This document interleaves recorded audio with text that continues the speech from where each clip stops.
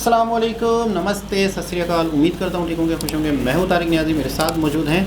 अस्सलाम वालेकुम, नमस्ते, सत श्री अकाल। मैं हूँ सवेरा खान। तो चलते हैं वीडियो की तरफ, फिर करेंगे बहुत सारी बातें। So let's go. तो दोस्तों, वीडियो का टाइटल है ओके, तो स्टार्ट करते हैं वीडियो को। वीडियो का टाइटल है वीडियो का टाइटल है India officially protests against Greater Bangladesh map by Prashant Dhawan. तो स्टार्ट करते हैं वीडियो को, लेट्स प्ले।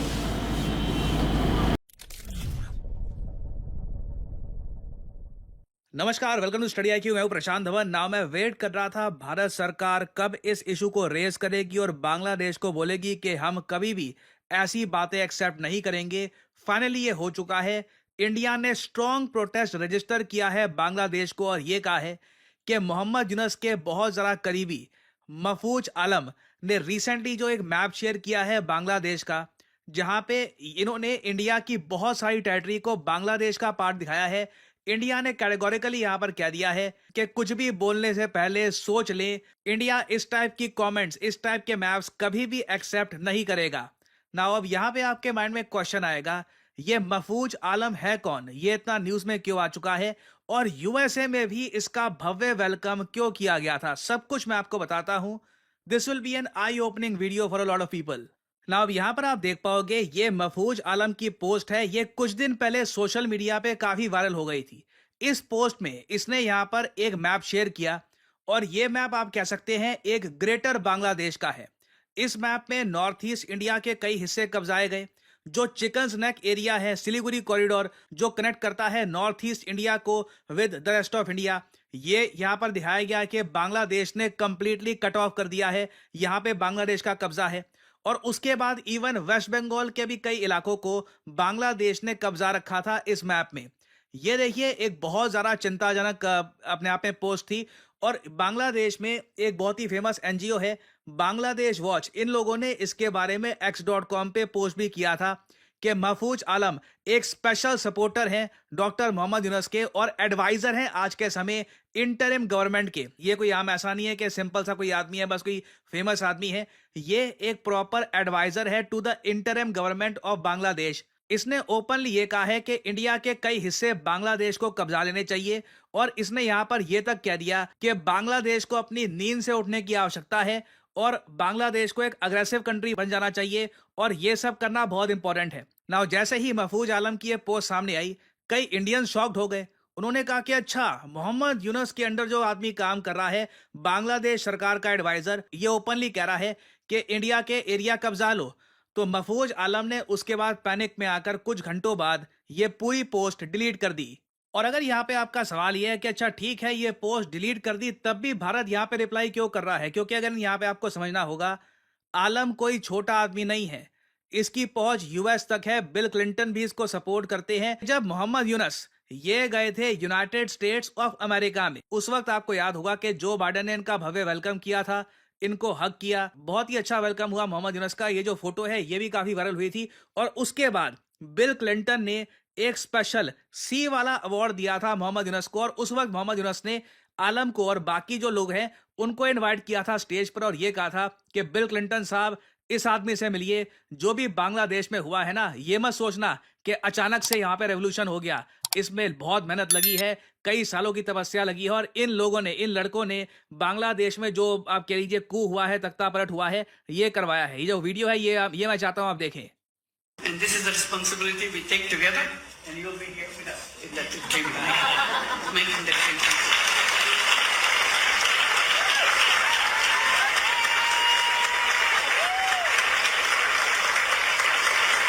ये जरा आप देख पाओगे, यहाँ पे आपको आलम दिख जाएगा।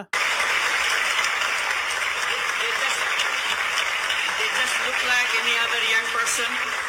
You will not recognize them. But when you see them in action, when you hear them speak, you'll be shaking.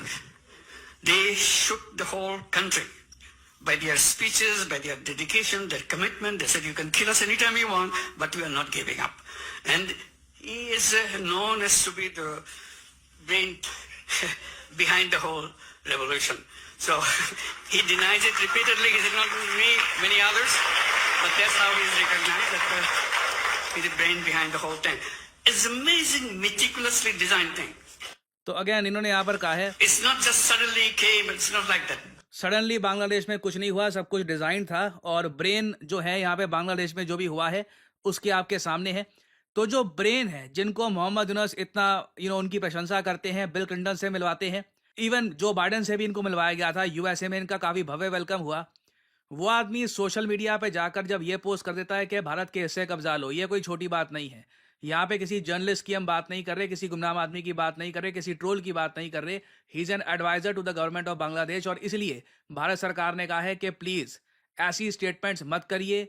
और इंडिया ने एक स्ट्रॉन्ग प्रोटेस्ट भी यहाँ पर रजिस्टर किया है। बट देखो प्रॉब्लम यहाँ पर यही है बांग्लादेश में, आप इमेजिन करके देखो, पोस्ट तो टेक डाउन कर दी, पैनिक मोड में था क्योंकि उसको पता है कि जिस कंट्री को तोड़ने की अभी बात कर रहा है वो कंट्री कई गुना ज़्यादा ताकतवर है। और इंडिया अभी के लिए बहुत ज़्यादा पेशेंटली, बहुत पेशेंस के साथ, बहुत ज़्यादा मैं कहूँगा लिटरली दया के साथ अभी भी बांग्लादेश के साथ डील कर रहा है। इंडिया की जो ओवरऑल अगर पॉलिसी चेंज होती है तो बांग्लादेश शायद उसको झेल भी नहीं पाएगा, तो इसलिए जल्दी से ये पोस्ट डिलीट कर दी गई थी। बट अगेन यहाँ पे हमको देखना होगा कि बांग्लादेश में जो आज के समय पावरफुल लोग हैं जिन्हें मोहम्मद यूनुस प्रमोट करते हैं, उनकी विचारधारा क्या है। They are very much anti India. एक बार को हमने बोल दिया यहाँ पर कि प्लीज ऐसी बातें मत बोलो, मगर उनके माइंड में जो चीजें हैं वो तो आप चेंज नहीं कर सकते ना।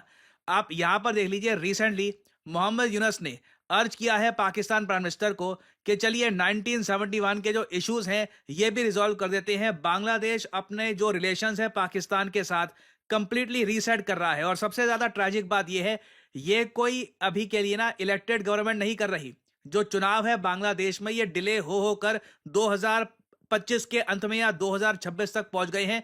तो तब तक देखिए मोहम्मद यूनुस और इनके आसपास के जो लोग हैं ये डेफिनेटली एक ऐसा बांग्लादेश बना देंगे जो एक कहीं से भी इंडिया के साथ फ्रेंडली तरीके से भी नहीं रहना चाहता। हमारी कोई बांग्लादेश से बड़ी एक्सपेक्टेशन नहीं है, हम सिंपली यही चाहते हैं कि पीसफुल नेबर की तरह वो वहां पे रहे, एग्जिस्ट करे।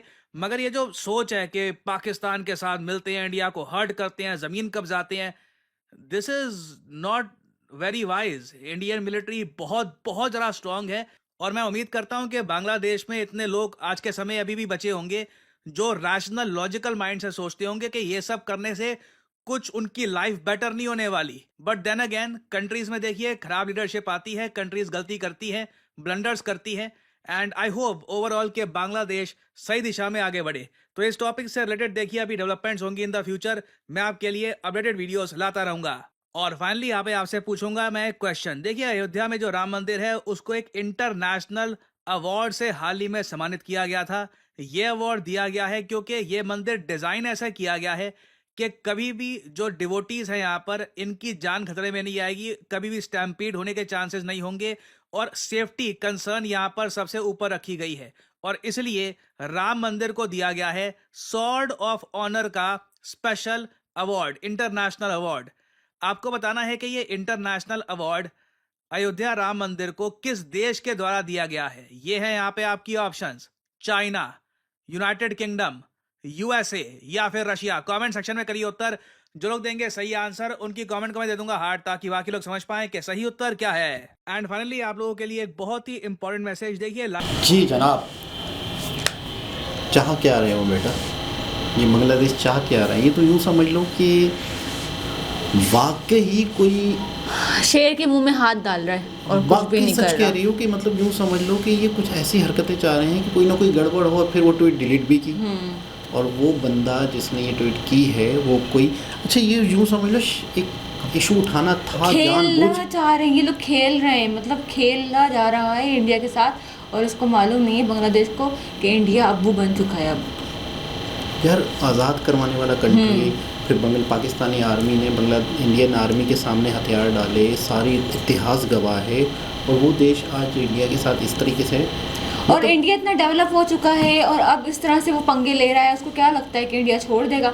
मतलब चलो तुम इतनी बार बार उंगलियां कर रहे हो तो क्या मतलब है कि बांग्लादेश ऐसे मतलब इंडिया ऐसे थोड़ा छोड़ देगा तुम्हें? नहीं, अगर ये मामला और आगे बढ़े तो वाकई कुछ ना कुछ गड़बड़, मतलब अब जो मुझे लग रहा है कि वाकई अगर ये चीजें एक बार इग्नोर किया जाएगा, दो बार इग्नोर किया जाएगा, कर ही जा रहे हैं खुद, मतलब वो चाह रहे हैं कि यहाँ से डेवलपमेंट जा रहे हैं वहाँ बात करने के लिए, और यहाँ से कुछ इस तरह से इशू उठाए जा रहे हैं, तो इसका मतलब ये कि खुद ही चाह रहे हैं कि कोई ना कोई इश्यूज उठें, कोई ना कोई एडवेंचर चाह रहे हैं शायद, कोई ना कोई गड़बड़ हो, फिर उसके बाद थोड़े से मामला बिगड़े, फिर कोई ना कोई मतलब फायर इधर से उधर हो, उधर से उधर हो, तो इनका कुछ भी नहीं होगा, आवाम का नुकसान होगा और क्या होगा, आवाम का नुकसान होगा। और लेकिन अभी भी आवाम बेचारी पीस रही है। इस गवर्नमेंट ने जो किया है, जो मौजूद है, तो अभी जो हुआ है तो बांग्लादेश में आवाम का नुकसान हुआ ही है ना। बिल्कुल ऐसा ही कि गोल्ड बेच के वो सब्जियां खरीद रहे हैं अभी, जो हमने लास्ट प्रशांत धवन की है। तो यही वाली बात है कि जब ये हालात हैं, मज़ीद हालात ख़राब होंगे तो आवाम ही पिसती है, और ऊपर जो इन आवाम को कठपुतली की तरह यूज़ कर रहे होते हैं